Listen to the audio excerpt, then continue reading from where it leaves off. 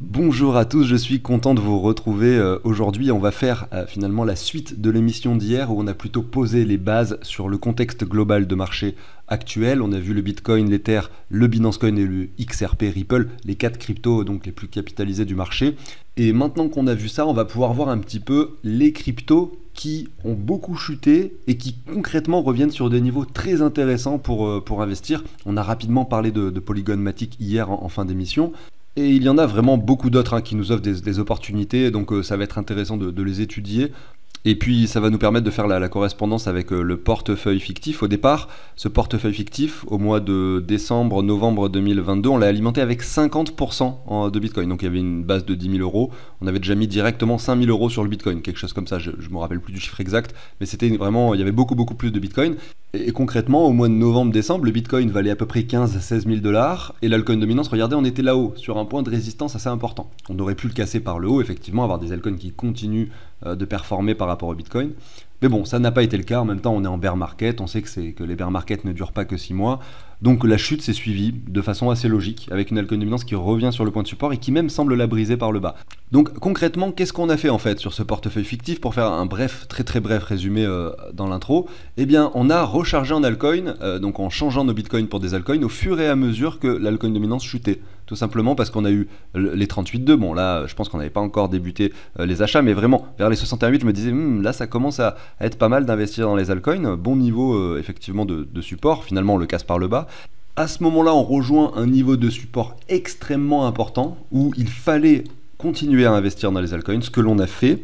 Et maintenant, on a l'impression que ce niveau, on continue, on le break vraiment, ce canal qui dure déjà depuis le mois de mai 2021, donc canal de très longue date, qui semble se casser par le bas. Donc, du coup, c'est cool. Certes, on s'est séparé de beaucoup de Bitcoin, donc évidemment, le portefeuille aujourd'hui n'est pas aussi performant que si on avait conservé nos 50% de Bitcoin, mais ce que je fais, moi, c'est du lissage. J'achète au fur et à mesure pendant que ça chute, même si c'est pas optimal et que ça continue de chuter, et que effectivement, du coup, ça veut dire que peut-être vous allez me dire, mais pourquoi est-ce que tu n'as pas attendu simplement que l'altcoin dominance revienne sur cette ligne de support pour vraiment investir plutôt que de commencer par ici? On peut pas le savoir, ça peut arriver effectivement, et ça surprend des fois les différents phénomènes et qu'on peut voir. Donc vu qu'on part du principe qu'on ne sait absolument pas ce qui va se passer, on lisse les achats. Et là ça chute, on va continuer de lisser. Et donc bien sûr c'est le but de l'émission du jour. Je vais vous passer la très courte introduction avant d'aller voir un peu toutes les opportunités du moment. Pensez à l'abonnement, au like si le contenu vous plaît. Je vous dis à tout de suite.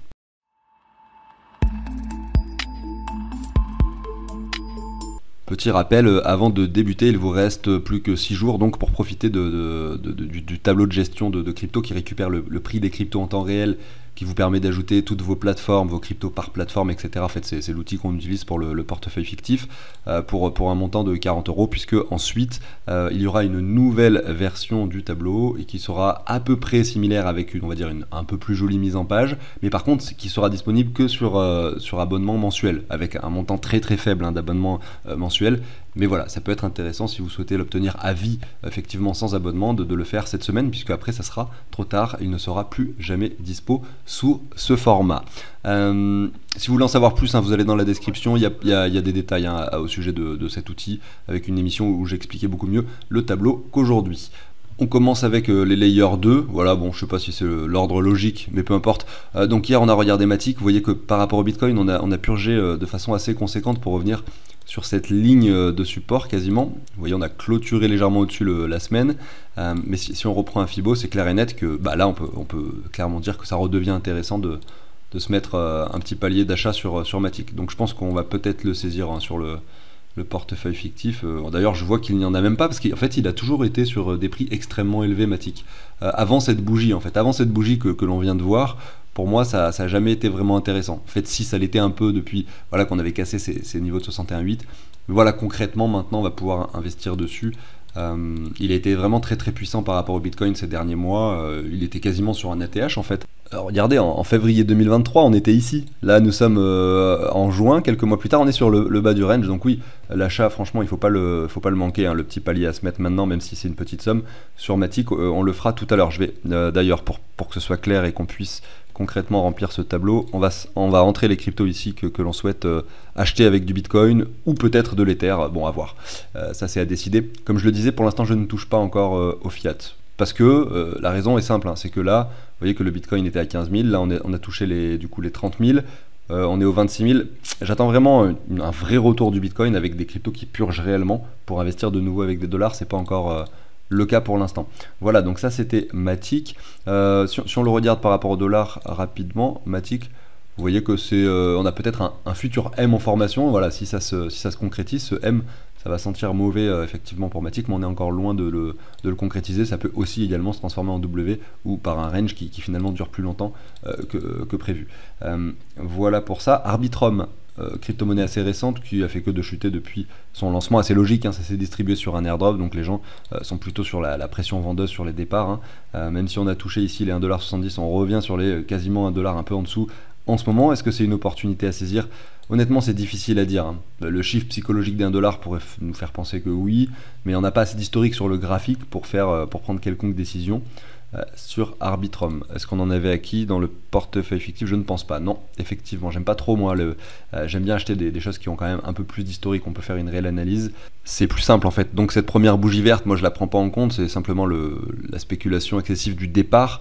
Lorsque la crypto est lancée, effectivement beaucoup de gens souhaitent en acquérir directement, ce qui fait monter son prix fortement.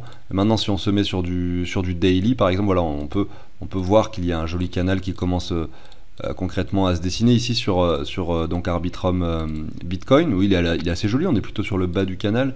Honnêtement, ça peut se tenter, c'est clair et net qu'il est beaucoup plus intéressant maintenant qu'il y a, regardez, c'était le 2 juin, il est beaucoup plus intéressant maintenant concrètement qu'il y a 2 semaines. Donc ça, c'est sûr que pour quelqu'un qui souhaite absolument en avoir, oui, on est sur un bon prix pour Arbitrum. J'ai envie d'aller voir quand même les cryptos qui composent ce portefeuille, hein, pour la plupart d'ailleurs qui sont des cryptos quand même fortement capitalisés, donc ça va être intéressant de le faire, voir celles qui potentiellement seraient intéressantes pour effectivement recharger un peu. Ada Cardano, on voit que là on est par rapport au Bitcoin, on va se mettre un Fibo, donc là le bottom c'était en octobre 2019, le sommet ici c'était en septembre 2021, donc là c'est l'euphorie, le bull run précédent.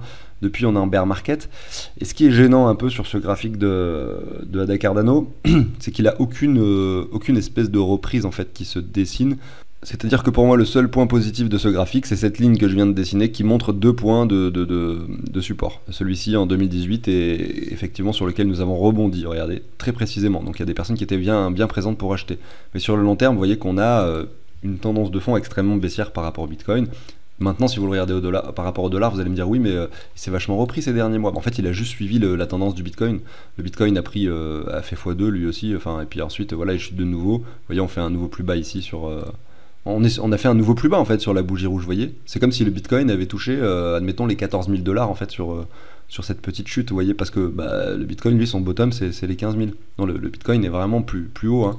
Donc il montre aucun signe de reprise, c'est pas ce que je vais rechercher pour un investissement.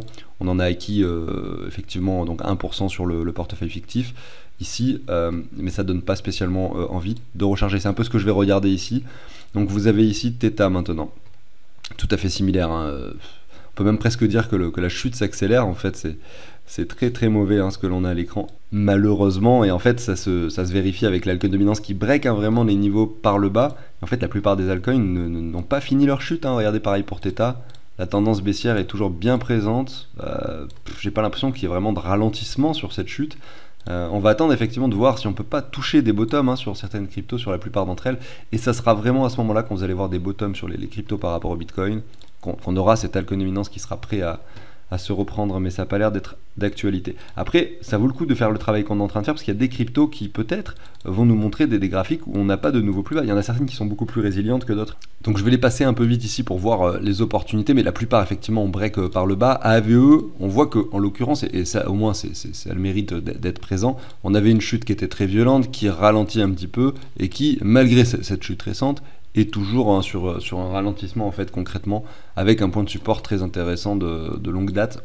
Donc AVE, parmi celles qu'on a passées juste avant, c'est peut-être la mieux en termes de graphique. Zilliqa qui break également par le bas, qui revient en fait dans cet espace de prix, hein. Vous voyez, c'est assez fou, hein, de voir ces altcoins qui retrouvent leur niveau, regardez, de 2020 par rapport au Bitcoin. C'est comme si, voilà, vous avez, admettons, détenu du Zilliqa en 2019, vous auriez eu du Bitcoin, ça aurait été la même chose, hein. Et concrètement, en fait, la plupart des gens ont vraiment acheté les cryptos pendant la phase d'euphorie, hein. Et donc en fait, la plupart des gens sont tout à fait perdants à ne pas avoir détenu du Bitcoin, mais des altcoins pendant toute cette phase baissière en fait. Et même au milieu de la phase haussière précédente. Chiliz, voyons voir ce qui se passe. Ça casse par le bas également. La tendance baissière, vous voyez qu'on a encore une certaine marge ici pour Chiliz. On avait espoir qu'on ne break pas, hein. On en avait parlé sur la chaîne. On avait d'ailleurs, en l'occurrence, acheté du Chiliz sur le portefeuille fictif sur cette ligne de support, même avant, là, quand on avait touché les 61,8. Ça casse par le bas, on revient par ici. C'est fou comme je trouve ça fou moi à chaque fois, comme ça chute toujours plus que ce que l'on pense. C'est pour ça qu'il faut toujours garder de la liquidité, hein. Je suis très content d'avoir encore ces 19% de Bitcoin quand je vois ce qui est en train de se passer sur les altcoins. Les altcoins prennent très cher en ce moment. Ça c'est fou, hein, de voir ça. Vraiment, on revient. C'est pas le cas par exemple. On a vu Zilliqa qui revient sur ses niveaux préalables. Pour Chiliz, il y a eu une hausse tellement importante que revenir sur ces niveaux préalables, c'est quand même incroyable. Et vous voyez qu'on n'y est plus très loin finalement. On est vraiment plus très loin ici, plus que quelques pourcentages de baisse.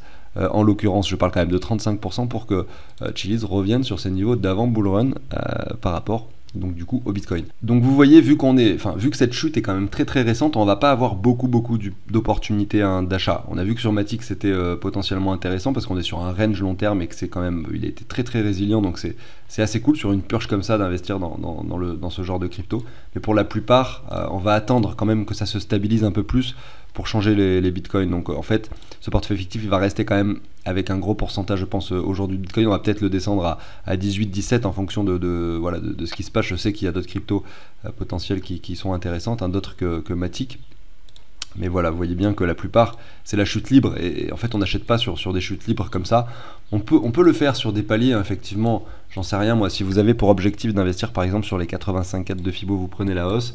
Vous voyez que là, les 85,4, vous aviez déjà eu votre palier ici. Après, il y a les 0,9 en dessous. Vous pouvez vous mettre des zones où vous dites, voilà, si on l'atteint, même si on est au milieu d'une bougie rouge, j'achète à ce moment-là parce que c'est intéressant. Mais toujours se garder, excusez-moi, toujours un dernier palier d'achat pour une structure qui se confirme. Et à ce moment-là, vous mettez votre dernier palier d'achat parce qu'il ne faut pas, je pense, se mettre à 100% pendant que ça chute. Par exemple, admettons, vous voulez, je vais dire n'importe quoi, 1000 euros de Matic et que vous voulez les acheter avec vos bitcoins. Vous voyez le graphique de Matic qui chute, admettons comme ça. Ben, ça vaut pas le coup, je pense, d'investir, par exemple, 200 euros ici, 200 là, 200 là, 200 là. Donc, avoir investi les 1000 alors qu'on n'a même pas eu de structure. Je pense qu'il faut se garder peut-être donc un cinquième de l'investissement, voire peut-être 2/5 pour un W confirmé. Vraiment une réelle structure qui se dessine.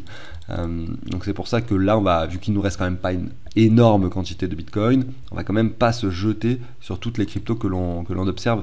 Vous voyez IGLD ici plutôt baissier, quasiment sur les 0,9. On va attendre de voir. On a 1, 2, 3, 4, 5, 6, 7 x 3, parce que là je suis sur des bougies 3 semaines. Donc on a 21 semaines dans le rouge concrètement sur IGLD ici par rapport au Bitcoin. C'est fou, hein, comme les altcoins prennent cher en ce moment. C'est une grosse purge. Et en fait, c'est ça qu'il faut bien comprendre, c'est que plus les altcoins chutent, et plus vous allez avoir de potentielles opportunités extrêmement intéressantes pour faire des fois 100 ou peut-être des fois 10, des fois 50, des fois 100 à l'avenir. Donc en fait, il faut voir ça d'un bon oeil. Après, c'est clair et net que la plupart des gens, ils vont pas acheter les bottoms, que la plupart des gens auront, du coup, par exemple, j'en sais rien, acheté des cryptos par ici, auront subi toute cette baisse en souffrance pour simplement revenir ensuite, peut-être 1 an et demi plus tard sur ce niveau-là, et finalement, la performance qui suivra, ça lui fera seulement peut-être 1 x 5, 1 x 3, 1 x 10, alors que s'il avait acheté ici, voilà, ça lui ferait 1 x 100. D'où la raison du lissage également, je le rappelle. Vous allez peut-être pas avoir 1 x 100 en faisant un lissage, mais en achetant sur plusieurs niveaux, vous allez forcément beaucoup optimiser votre façon d'investir. Donc voilà. J'aimerais bien en trouver une cool pour vous montrer, hein, et pour l'ajouter au portefeuille fictif. Voilà, le BAT est très cool parce que on revient vraiment dans cette zone de ce rectangle rouge qu'on avait dessiné ensemble il y a bien longtemps, hein. On est revenu vraiment toucher le bas de ce rectangle. Mais ça sent le break baissier quand même, hein, quand vous voyez cette longue tendance baissière sur le BAT ici de Brave. Ensuite, on a ici du coup Rose, qui a également beaucoup chuté, qui pour le coup est vachement plus résilient que les autres. Donc ça, c'est intéressant de le voir. On fait certes un nouveau plus bas, voilà, ça on peut pas le négliger. Mais on voit que la grosse baisse, elle a eu lieu ici en 2022 jusqu'au mois de mai, et que depuis, on est quand même très résilient. Donc ça, je trouve ça plutôt cool comme graphique pour Rose. XRD, donc Radix, qui a été extrêmement haussier, c'était une des seules cryptos qui performait ces dernières semaines. Donc je pense que je vais rajouter ici Rose, je ne sais pas si on dirait investir, mais il faut avouer que le graphique est beaucoup plus joli que les autres, pour le coup. XRD Radix, là c'est pareil, le graphique est assez extraordinaire. C'est une crypto qui a beaucoup performé ces derniers temps, avec ce très joli W qui s'est confirmé la semaine du 23 avril. On a touché les 15 centimes, regardez, on revient sur les 6. Et par rapport au Bitcoin, bah, vous voyez, c'est pareil, on ne fait pas de nouveau plus bas. C'est une des rares cryptos qui en ce moment se comporte quand même très bien. Donc sur quel niveau on est en train de toucher effectivement sur cette chute? Eh bien c'est la zone de rechargement. Donc effectivement, nous on avait pu, je pense qu'on en avait sur le portefeuille effectivement avant cette hausse flagrante, raison pour laquelle il y en a 3%. Il s'est tellement valorisé pendant cette hausse que ça aurait été un des investissements rentables de notre portefeuille fictif, puisqu'on avait pu en acheter au bon moment. Maintenant voilà, on revient sur la zone de rechargement. Est-ce que ça veut dire qu'il faut recharger de nouveau? Peut-être pas, on en a 3% là, vous voyez. 3% c'est plus que toutes les autres cryptos. Je pense que ça vaut pas le coup de recharger du Radix. Le TWT nous fait un nouveau plus bas. Voilà, il y avait cette espèce d'euphorie, vous voyez, vous vous rappelez, là c'était en novembre 2022. C'était un peu, vous voyez, ça a suivi l'affaire FTX, tout le monde était à fond sur Binance en se disant que c'était la plateforme la plus sécurisée, la plus en vogue, sachant que le projet donc Trust Wallet appartient à Binance. Et derrière, la chute logique s'est déclenchée après cette euphorie. Quand on est revenu ici, on a pu commencer à investir avec le portefeuille fictif en se disant que c'était plutôt intéressant. Vous voyez que ça puisse rebondir sur cette ligne de support. Et là, on nous offre un palier supplémentaire très intéressant, cette ligne de support long terme. Vous voyez qu'on peut se dessiner ici. Pour le coup, c'est assez joli en fait, en termes de graphique, donc ça me donne envie de l'ajouter à la liste. Voilà, on en a quand même déjà beaucoup. On va aller voir le DOT, tiens, ce que ça donne. Le DOT, on est sur une chute, concrètement. Est-ce qu'on peut avoir plus d'historique? Ouais, le DOT est vraiment en train de prendre très cher. Uni de Uniswap, vous voyez, on était sur une ligne de support très intéressante. Bim, on l'a cassé par le bas, on rebondit assez rapidement sur la ligne en question, la ligne de support. Mais concrètement, quand on regarde, du coup, si j'enlève cette ligne, vous allez y voir plus clair concernant Uniswap. On peut observer que quand même, on n'a pas, enfin que le bottom, il est là au mois de juin et que là, on est sur un double bottom actuellement. Il y a même eu 3 touchettes en fait, si on regarde bien. Donc oui, c'est une ligne de support très pertinente. Le RSI nous montre une zone de survente. Parmi tous les autres graphiques que l'on a regardé, c'est la plus jolie, celle-ci. Donc je le positionne, je l'ai mis ici en gras avec Matic. On va investir aujourd'hui dessus avec le portefeuille fictif sur ces deux cryptos pour l'instant. Voyons voir ce qu'on a d'autre. Alors, on a le Link qui est très cool, mais qui malheureusement nous fait un nouveau plus bas. J'ai envie de vous regarder aussi Atom, après on y jettera un œil. Mais je vais vous mettre LYXE par rapport au dollar qui revient sur les 8 dollars alors qu'on avait touché les 16 sur une euphorie récente. On avait pu profiter de cette hausse qui m'avait suivi juste avant. On avait pu pas mal parler de ce projet. Sauf que voilà, là c'est un peu la crise en ce moment et la chute est très importante. On revient sur les 8 dollars. Je pense que c'est une opportunité en or pour LYXE. Regardez, c'est la zone de rechargement, c'est la zone de support ici par rapport au dollar. Maintenant, si on regarde LYXE par rapport au Bitcoin, vous voyez concrètement, on a cette ligne que j'avais dessinée qui je trouve assez sympa parce qu'on navigue au-dessus, finalement on casse cette ligne par le bas, on navigue en dessous à chaque fois en venant chercher cette ligne, cette fois-ci en tant que résistance et non plus en tant que support. Et là, qu'est-ce qui se passe? On revient sur un... Là, on a un triple bottom quasiment. Si on prend le Fibo, on voit que le marché est en train de ralentir. Sans problème, on peut revenir dans cette zone. Vous voyez que le point bas, il est quand même vachement plus bas. Donc LYXE, j'ai envie de l'ajouter également dans la liste des cryptos à recharger, parce que oui, ce graphique est quand même plutôt sympa. Voilà, là on a fait cette liste là. J'ai envie de regarder Atom par rapport au Bitcoin. Donc pour l'instant on a fait que les cryptos qui sont déjà dans le portefeuille. Donc ça c'est simplement 3 cryptos qu'on va recharger. On en a déjà dans le portefeuille, on va en acheter encore plus.